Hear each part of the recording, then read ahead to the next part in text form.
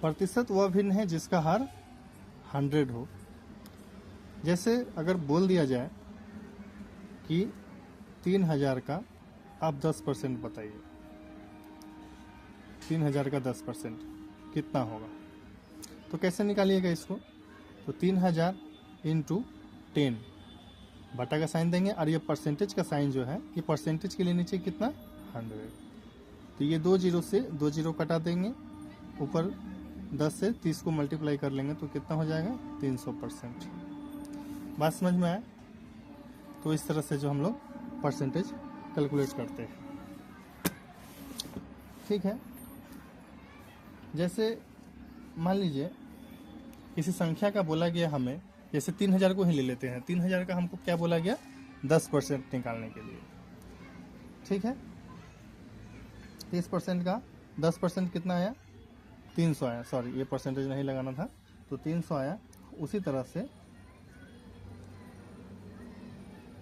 ये 10% जो है ये 100 का कितना भाग है 10%। जैसे अगर हम लोग देखें 10/100, अगर इसको हम कटाएं तो कितना भाग है 1/10, तो ये 10% जो है 100 का कितना भाग है 1/10। अगर हमें 30,000 का 10% निकालना हो, 30,000 का 10% निकालना हो, तो अभी हम क्या कर रहे थे 10/100 करके हम लोग जो है जो भी आंसर है उसको ला रहे थे। तो वैसा ना करके हम लोग क्या करेंगे 30,000 इंटू ये जो 1/10 है ना, ये 1/10 को यहाँ पे लगा देंगे, और जो है हम क्या करेंगे ये जीरो से ये जीरो कटा दिए, तो कितना हो गया 3000, ठीक 3000।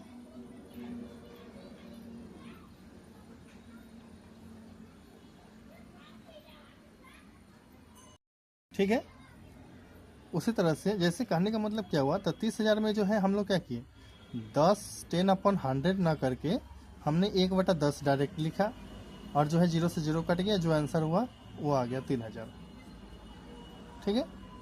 जैसे अब मान लीजिए 200 का 10% निकालना हो, 200 का 10% कितना होगा, तो बहुत ही आसान है, कुछ नहीं करना है, 200 का 1/10, जीरो से जीरो कट गया 20, समझ में आया। तो इस तरह से जो है हम लोग निकालेंगे आने वाले समय में, क्वेश्चन में इस तरह से सॉल्यूशन जो है हम लोग करेंगे। तो इसमें इस तरह का अभ्यास हम लोग को बनाना पड़ेगा। 200 का 10% न निकाल करके डायरेक्ट अगर हम 1/10 अगर याद रखें कि 10% कितना होता है, 10% 100 का कितना होता है 1/10 होता है, तो 1/10 से हमने क्या किया इसको कैलकुलेशन किया, तो क्या निकल के आया 20 निकल के आया। उसी तरह से ऐसी बहुत सारी संख्याएं हैं, परसेंटेज है, जिसका फ्रैक्शन वैल्यू जो है हमको याद रखना पड़ेगा। तो कुछ फ्रैक्शन वैल्यू को हम लोग यहाँ पे देख लेते हैं। जैसे 100%, तो 100% तो अपने आप में ही क्या है एक पूर्ण संख्या है, तो यहाँ पे जो है ये 1 ही होगा, राइट। उसी तरह से 50%, तो 50% 100 का कितना भाग है 50% कहने का मतलब क्या हुआ, माने 100 का कितना है आधा है, तो 1/2। उसी तरह से 25% जो है 100 का कितना है 1/4 है, ठीक है। 1/4 माने 25 100 में क्या हुआ आएगा 4 ठो आएगा, है ना, तो इसलिए 1/4। अब ले लेते हैं 12.5। देखो पहले 100 था, फिर आधा हुआ 50, 50 का आधा 25, 25 का आधा 12.5, तो 12.5% का फ्रैक्शन वैल्यू क्या होगा 1/8, ठीक है। उसी तरह से 12.5 का आधा 6.25, 6.25% कितना हो जाएगा 1/16। उसी तरह से 75%, 75% का फ्रैक्शन वैल्यू अगर मुझे याद रखना हो तो क्या करेंगे 3/4। 20% का फ्रैक्शन वैल्यू क्या होगा 1/5। 40% का फ्रैक्शन वैल्यू क्या होगा 2/5। 60% का फ्रैक्शन वैल्यू क्या होगा 3/5।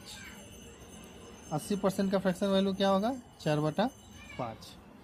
और है 33 सही 1/3%, इसका फ्रैक्शन वैल्यू होगा 1/3।